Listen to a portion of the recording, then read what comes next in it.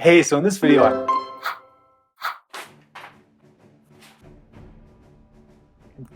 Good morning, Brandon. Your mission, should you choose to accept it, okay, is to determine whether the included identity protection service is actually any good. As always, should you or any member of the Home Security Heroes team be caught or killed while making the review, we will, of course, disavow any knowledge of your actions. This paper will self-destruct in 5 seconds. Okay, that was a little dramatic. Let's see what's in the box that they sent. IdentityForce. Mission accepted. My team and I, we have tested IdentityForce extensively and certainly have some strong opinions about it. In this video, I will be showing you everything you need to know about IdentityForce, including whether it can actually protect you and your family from identity theft. So the first thing we are going to look at is IdentityForce's monitoring capabilities. IdentityForce promises to monitor a lot of things, including 401k investment accounts, but it does miss home title and auto loan monitoring. So if you own a home or a car or both, you're going to want that. So that's one strike against IdentityForce, and we're just starting the video. However, in IdentityForce's favor, it is extremely accurate as a monitoring tool, and its dark web alerts are darn good. In fact, you see on the screen here that IdentityForce has actually tested really well when it comes to surfacing unique dark web alerts. In fact, it is one of the best products we've tested on the market for this. Moving into user interface, do I love the way IdentityForce presents its alerts? No, not particularly. It kind of reminds me of a government website, like the DMV or something. IdentityForce's alerts, which you see on the screen here, they populate as a long and vague list, and I'd prefer if they would surface just a little more information in the headings so that I didn't have to click into each alert individually. That's kind of annoying. IdentityForce isn't a hard to use product. I actually find its dashboard pretty intuitive and pretty easy to navigate, but it just looks dated. Services like Aura adhere to modern design standards, whereas IdentityForce, which is owned by TransUnion, seem a bit stuck in the past. So that's going to be strike 2. So if we get to strike 3, do I just stop the review?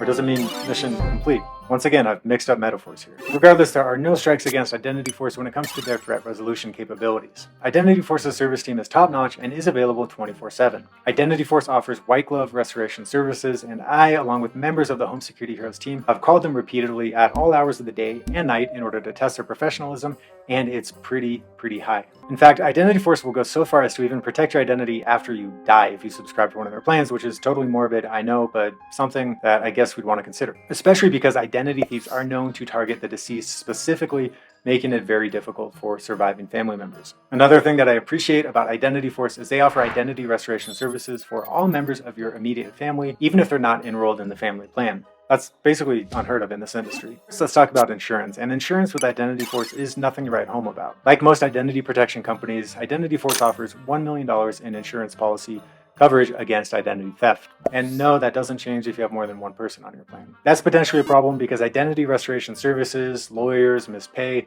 those sorts of things, they can add up fast. So ideally, you go with a plan that can scale up coverage based on the number of people on the plan. Personally, this is one of the many reasons why I use and recommend Aura, discounts available below, because they offer $1 million of insurance coverage for every adult on a family plan, up to $5 million of total coverage is possible with a plan like Aura, whereas with IdentityForce, it's going to be capped at $1 million. Now, IdentityForce does come with what is called their Child Watch feature, which basically touts itself as being a way to monitor your children on the internet, but essentially it's just a social media monitor, similar to what ID Shield's reputation management tool is. It's not all that comprehensive, and it's definitely not parental control software. So if you want parental control software for your family, then you're either going to want to buy that as a standalone or go with a service like Aura, which offers parental control software included in all family plans. In addition to parental controls, Aura offers a safe gaming feature designed to protect your children against cyberbullying and offensive content while they're gaming. So if you have any gamers in your family, worth taking a look at Aura.